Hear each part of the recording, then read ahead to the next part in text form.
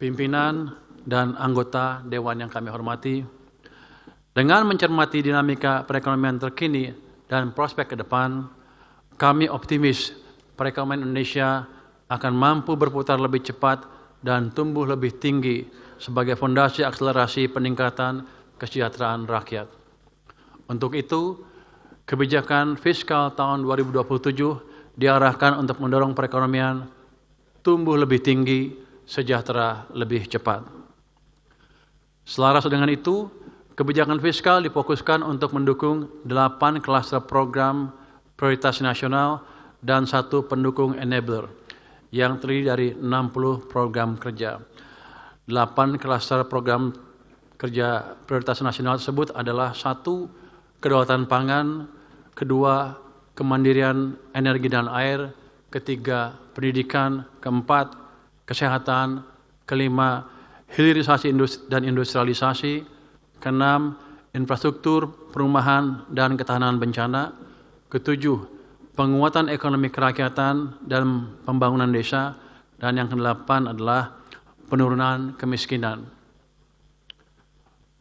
Sementara pendukung atau enabler adalah penguatan di bidang pertahanan dan keamanan, penegakan hukum, tata kelola pemerintahan, percepatan digitalisasi, dan diplomasi ekonomi.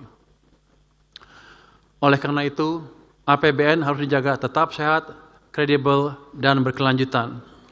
Pemerintah terus mendorong optimalisasi pendapatan negara, penguatan kualitas belanja, dan pengembangan skema pembiayaan yang inovatif guna mendorong kinerja perekonomian sekaligus memastikan pemerataan hasil pembangunan. Sejalan dengan hal tersebut, postur makrofiskal tahun 2027 didesain secara kolaboratif, terarah, dan terukur dengan defisit 1,8% sampai dengan 2,4% PDB yang ditumpang pendapatan negara sebesar 11,82% sampai dengan 12,40% PDB untuk pendukung belanja negara sebesar 13,62% hingga 14,80% PDB. Pimpinan dan anggota Dewan yang kami hormati, pemerintah mengapresiasi pandangan seluruh fraksi DPR RI agar pemerintah terus mendorong upaya optimalisasi pendapatan negara, baik melalui perluasan basis penerimaan maupun pengelolaan sumber daya alam yang lebih baik. Sejalan dengan hal tersebut, pemerintah berkomitmen untuk terus melakukan optimalisasi pendapatan negara dengan tetap menjaga keberlanjutan iklim investasi dan pelestarian lingkungan. Komitmen ini diwujudkan melalui penguatan sistem perpajakan yang adaptif terhadap perubahan struktur ekonomi. Sementara itu, peningkatan kepatuhan wajib pajak dilakukan dengan memanfaatkan teknologi dan analisis big data guna memperkuat efektivitas pengawasan, memperluas basis perpajakan, dan mengoptimalkan potensi penerimaan negara secara berkesinambungan.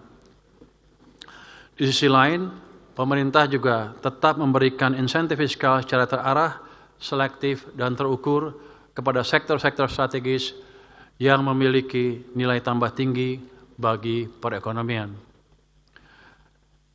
Dari sisi penerimaan negara bukan pajak, optimalisasi dilakukan melalui penguatan penerimaan berbasis sumber daya alam, peningkatan tata kelola yang transparan dan akuntabel, dan inovasi layanan untuk meningkatkan kualitas pelayanan publik. Upaya ini didukung oleh pengawasan dan penegakan hukum yang lebih kuat, serta optimalisasi penagihan piutang untuk memaksimalkan potensi penerimaan negara. Pemerintah mengapresiasi pandangan seluruh fraksi DPR RI mengenai pentingnya menjaga dan meningkatkan kualitas belanja negara dalam mendukung agenda pembangunan. Pemerintah terus berkomitmen meningkatkan kualitas belanja negara melalui upaya efisiensi dan refocusing agar alokasi anggaran semakin produktif, tepat sasaran, dan mampu memberikan dampak nyata bagi perekonomian dan masyarakat. Sejalan dengan hal tersebut, pemerintah terus mendorong efektivitas subsidi dan perlindungan sosial dalam melindungi daya beli dan pengentasan kemiskinan. Pemerintah secara bertahap mendorong bantuan sosial dan subsidi yang lebih tepat sasaran dan berkeadilan serta berbasis penerimaan manfaat langsung dengan memanfaatkan Data Tunggal Sosial Ekonomi Nasional atau DTSN. Program-program perlindungan sosial berbasis pemberdayaan juga terus didorong dan diperkuat. Di sisi lain, sinergi antar program Perlinsos dan berbagai kementerian dan lembaga terus diperkuat agar intervensi yang dilakukan semakin terpadu, saling melengkapi, dan mampu memberikan dampak yang lebih signifikan dalam meningkatkan kesejahteraan masyarakat. Di samping itu, pemerintah berkomitmen meningkatkan aktivitas belanja pusat dan daerah melalui penguatan sinergi dan harmonisasi belanja pusat dan daerah. Langkah ini diarahkan agar belanja daerah semakin optimal dalam meningkatkan kualitas layanan publik dan pembangunan di daerah, serta mendukung pencapaian program prioritas nasional. Sejalan dengan itu, penguatan belanja KL di daerah juga terus didorong melalui sinergi program yang lokasi penerimaan manfaatnya berada di daerah, seperti percepatan makan bergizi gratis, penguatan koperasi desa, kelurahan merah putih, sekolah rakyat, dan pemeriksaan kesehatan gratis. Pada sisi lain, dalam implementasi Undang-Undang HKPD, pemerintah senantiasa mendorong harmonisasi pusat dan daerah semakin solid dengan tetap memberikan fleksibilitas pengelolaan APBD dalam meningkatkan kualitas layanan publik dan peningkatan kesejahteraan ASN di daerah.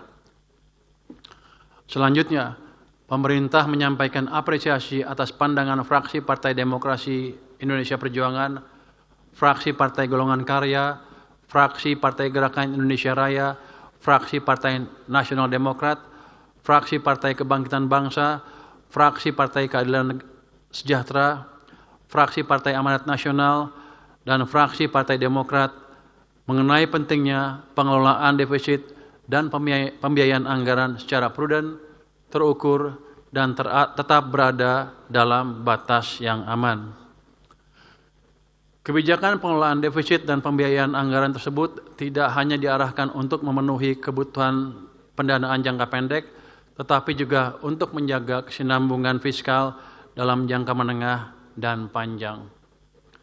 Oleh karena itu, kebijakan pembiayaan anggaran senantiasa diarahkan untuk mendorong kegiatan produktif yang dapat memperkuat daya saing dan ketahanan ekonomi nasional dalam jangka menengah dan jangka panjang.